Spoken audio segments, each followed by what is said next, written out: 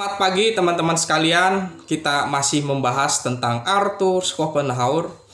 Biasanya di dalam filsafat selalu membicarakan mengenai kebenaran. Lalu bagaimana kebenaran direlasikan dengan pemahaman metafisika kehendak. Jadi karena adanya kehendak sebagai dasar realitas yang melingkupi segala sesuatunya, dia adalah kehendak buta yang tidak berbentuk dan dia terus memproduksi, bergerak. Dan kehendak manusia adalah representasi dari kehendak yang lebih besar itu.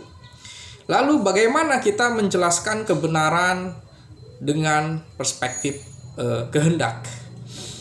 Kehendak tentu saja adalah melampaui segala yang ada di dunia ini menurut Schopenhauer.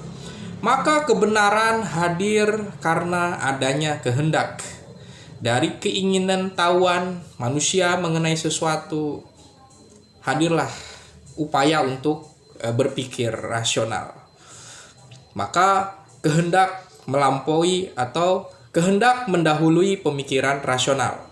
Karena kehendak yang ada pada diri manusia atau will ingin memahami sesuatu, maka dia mencari tahu, kemudian mengumpulkan pengetahuan, merumuskan pengetahuan menjadi ilmu.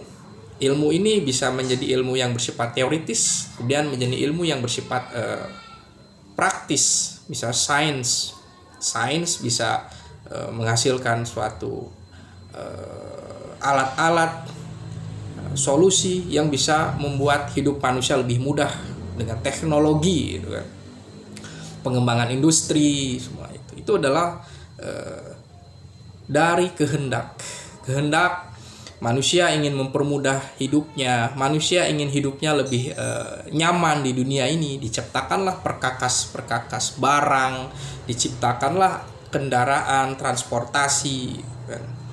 Jadi kebenaran selalu dikaitkan dengan ilmu pengetahuan, maka eksistensi ilmu pengetahuan atau pengetahuan yang bisa menyelesaikan problem manusia itu karena adanya kehendak. Maka di sini memang Arthur Schopenhauer menyatakan ya memang kehendak itu mendahului pemikiran rasional. Sehingga ketika pemikiran rasional mau memahami kehendak, pasti akan memiliki batas tertentu. Tetapi memang pemikiran memiliki sifat dari kehendak, yaitu selalu dinamis, selalu kontradiksi, selalu bisa memikirkan kaitan satu dengan kaitan yang lain. Nah, itulah kita bagaimana memikirkan atau membahas kebenaran dengan cara perspektif kehendak. Biasanya kita membahas tentang kebenaran adalah kesesuaian antara pikiran dengan kenyataan, gitu kan. Jadi segala sesuatu yang bermanfaat itu disebut dengan kebenaran juga, gitu kan. Jadi kenyataan itu sesuatu yang memiliki kaitan antara kebenaran dan suatu nilai, gitu kan. Jadi di dalam filsafat kita berbicara tentang nilai, ya, segala sesuatu yang bisa membuat kehidupan kita lebih baik, gitu kan. Makanya ada etika dari Schopenhauer menyatakan ya kita harus punya moralitas. Yang dalam moralitas itu dasarnya adalah empati. Empati menyadari bahwa kehidupan manusia di dunia ini adalah penuh penderitaan. Nah, ini sesuatu yang dikaitkan dengan kebenaran, gitu kan. Kita udah mengetahui bahwa kehidupan di dunia ini adalah samsara, gitu kan. Setiap orang ingin mengekspresikan, mengaktualkan keinginannya, itu bagian dari kehendak, gitu kan, kebenaran di dalam dirinya.